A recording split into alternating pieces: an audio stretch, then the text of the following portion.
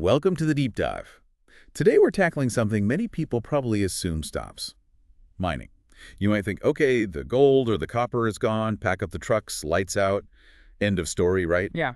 But actually, for a mine, that's often just the start of a whole new, very long process. Exactly. It's far from over. What comes next is this complex phase called mine closure. Mine closure. Okay, so what does that actually involve? It sounds final. Well, it is the end of mining, but it's the beginning of everything else. It covers all the activities after the digging stops. Think decommissioning buildings, dismantling equipment, removing everything, and then the really crucial part, rehabilitation. Rehabilitation. Yeah. Bringing the land back somehow. Precise. Bringing all that disturbed land back to life, back to a functional state. I've also heard the term reclamation used. Is that the same thing? Yeah, basically. You'll hear rehabilitation more in, say, Australia, and reclamation is common in the U.S., but for our purposes today, they mean the same thing, returning the land. Okay, got it.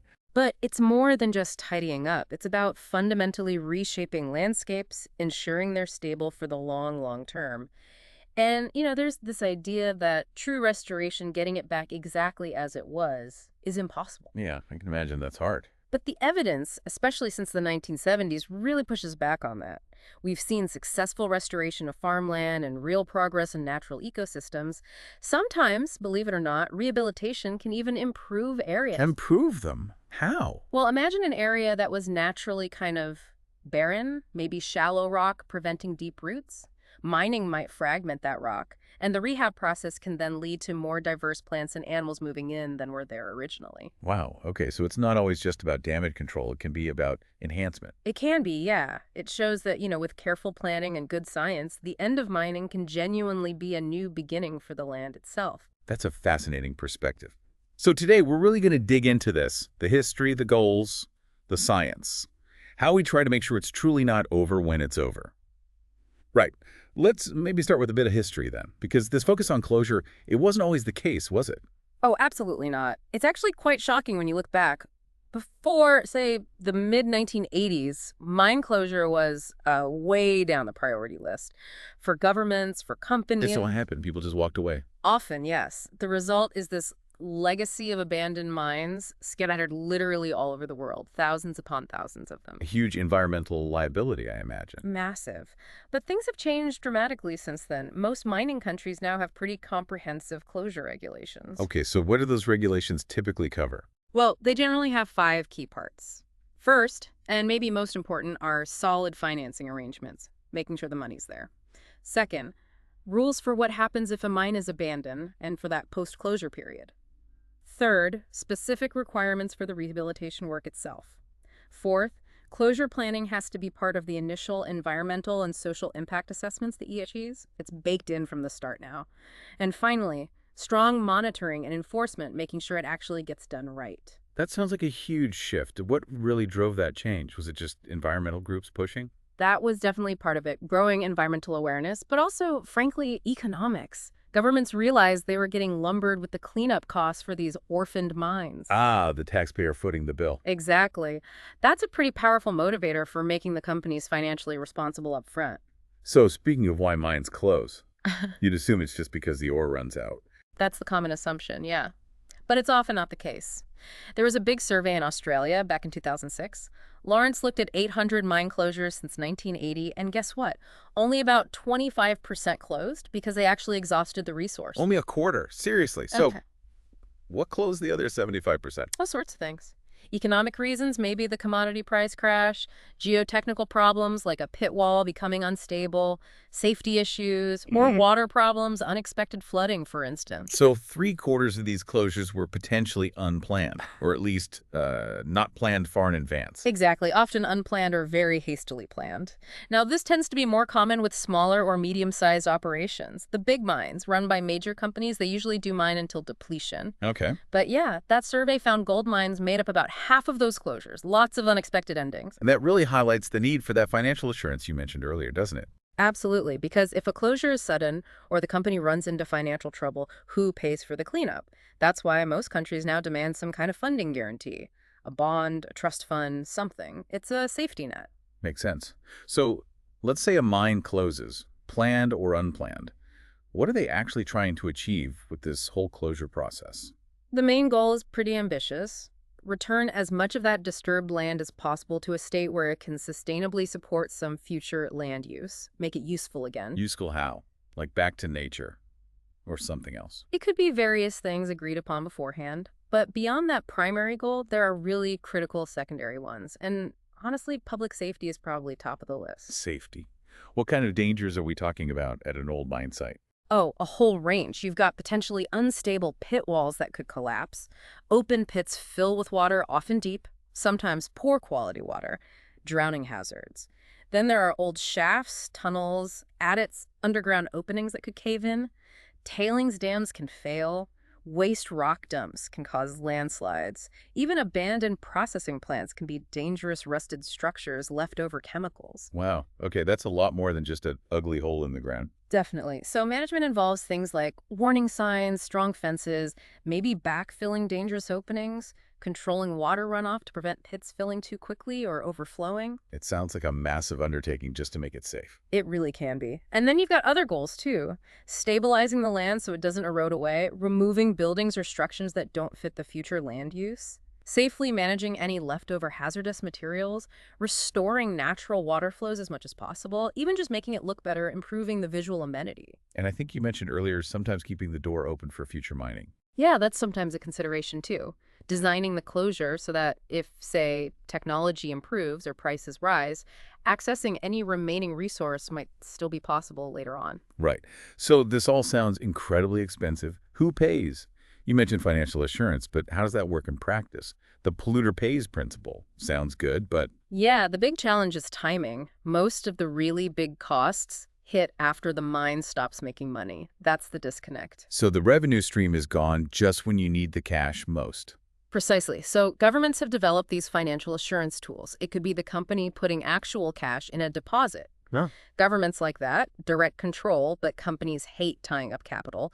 Or it could be things like letters of credit from banks, setting up dedicated trust funds, buying specific insurance policies, or sometimes a guarantee from the parent corporation. Pros and cons for each, I guess. Definitely. It's a balancing act between ensuring the funds are secure and not crippling the company financially while it's still operating. And here's a scary thought. What if the estimates are wrong? What if it costs way more than everyone planned? That happens a lot, actually. A USDA report back in 2004 highlighted this. Closure costs frequently blow out initial estimates, Where do the costs usually overrun? often in things like managing processed water during closure, unexpected water treatment needs that crop up, maybe detoxifying heap leach pads takes longer or is more complex than thought, and long-term monitoring that can go on for decades. And I suppose if the initial estimate was done by someone without much experience. Bingo.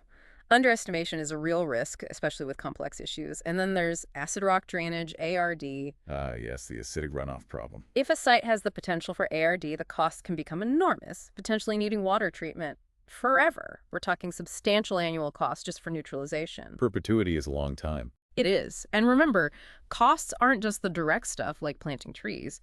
There are indirect costs to engineering, redesigns, contractor fees, contingency budgets for when things go wrong. Plus, we can't forget the social costs, like redundancy packages for the workforce. That's a major closure cost, too. Okay, let's pivot to the actual work on the ground.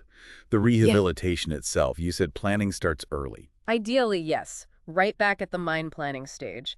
And especially with open-cut mines, the aim is often progressive rehabilitation, You mean? meaning you start rehabilitating areas as soon as they're finished with, while mining is still happening elsewhere on the site. You don't wait until the entire operation shuts down. That sounds much more efficient. It is. But the very first step, even before that, is agreeing on what the land will be used for after mining and what the final shape the landform should look like. Who agrees on that? That involves intense discussion.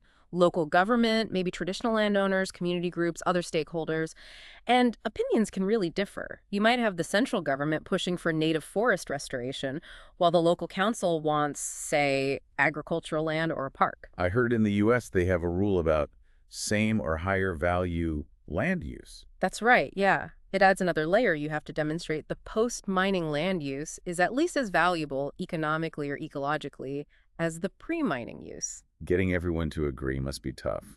That stakeholder buy-in seems crucial. Absolutely critical. There's a great example from the Kilian gold mine in Indonesia, early 2000s. They didn't really have strict regulations back then, so the company set up this voluntary mine closure steering committee with all the key groups represented. They met regularly for years. And it worked? It did. They achieved what they called responsible closure. They agreed on environmental standards, how company assets would be transitioned, set up trust funds. It showed collaboration can work even without strict rules. That's encouraging. What about shaping the land itself, landform design? That's a huge part of it. Planning the final slopes, drainage patterns, making sure it's stable long-term. It's often a compromise between the ideal shape and what's practically achievable. You want it to be stable, suitable for the agreed land use, and ideally blend in visually with the surroundings. Like in northern India, designing limestone mine rehab to maximize north-facing slopes because they're better for forestry there. You mentioned dangers earlier.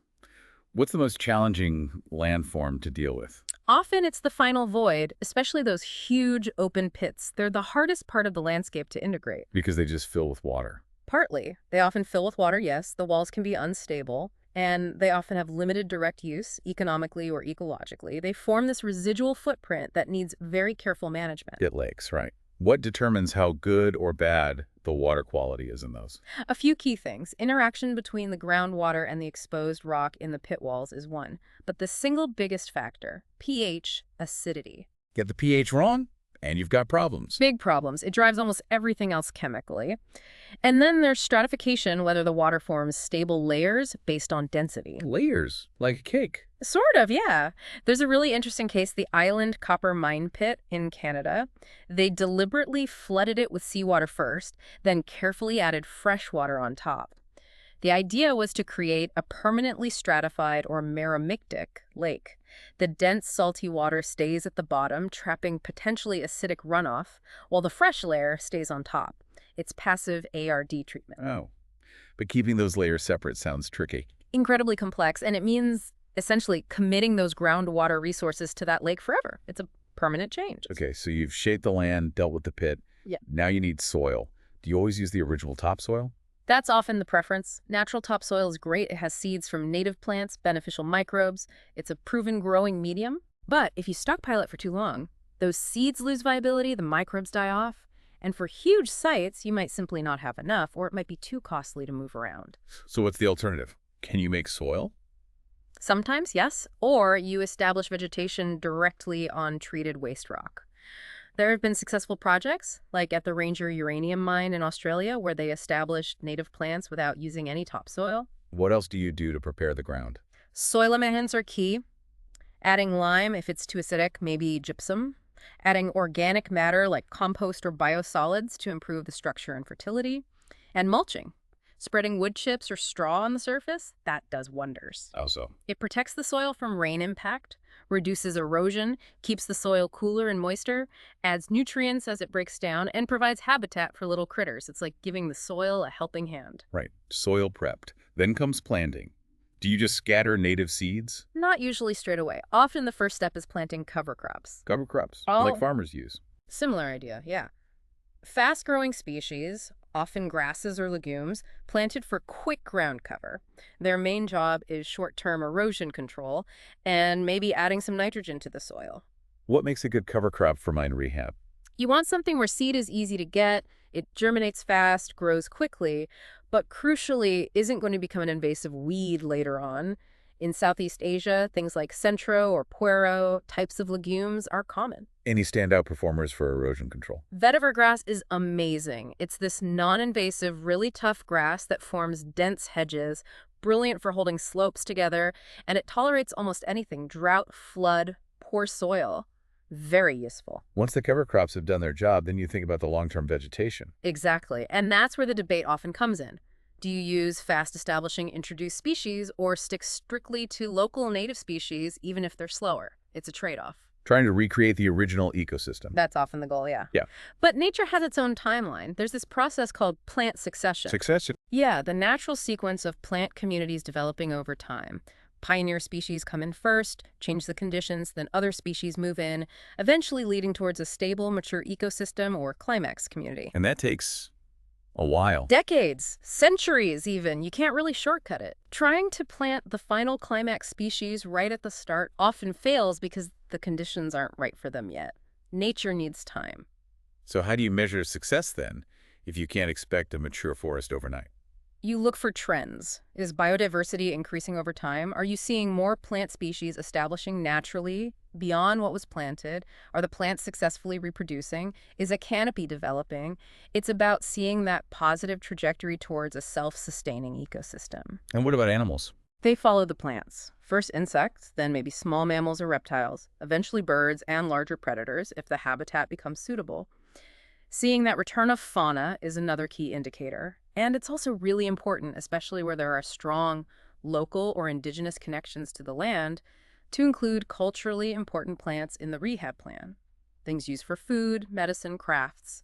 Ethnobotanical surveys before mining help identify these. That makes sense, ensuring the land is meaningful again. Now, you mentioned progressive rehabilitation earlier. Why is that so much better than waiting until the end? Several big advantages. You can use the topsoil immediately when it's fresh and viable rather than stockpiling it for years. You learn as you go what works, what doesn't, and you can adjust your methods for later areas. And crucially for the company, it spreads the cost out over the life of the mine and makes estimating the final closure cost much more accurate and reliable. It just makes sense on multiple levels. Okay, we've covered the land, the plants. But what about the people? The social side of mine closure must be huge. Absolutely huge, and historically, often the part that was managed worst. For local communities, there are usually four really big concerns. First, how the inevitable workforce reductions are handled.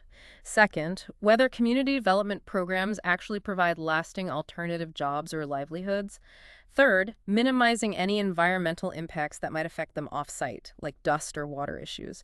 And fourth, getting the land back into a state they can actually use and benefit from. Those workforce reductions sound particularly tough.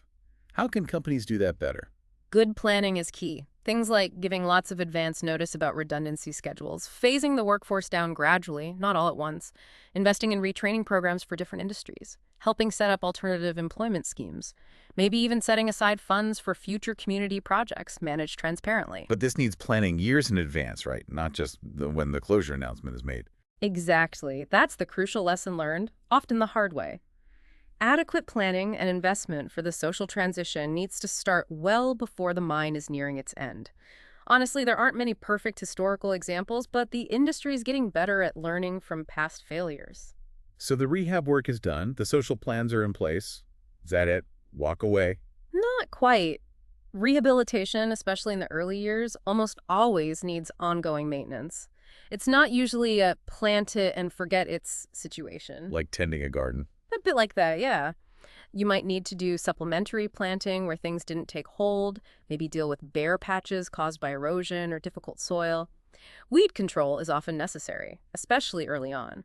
And sometimes fencing is needed to keep grazing animals out while the new vegetation gets established. And how do you know when it's actually finished? Ah. When is the job officially done? That's where acceptance criteria come in, sometimes called completion criteria. Okay, what are those? They are specific, objective, measurable targets agreed upon beforehand, often with the regulators.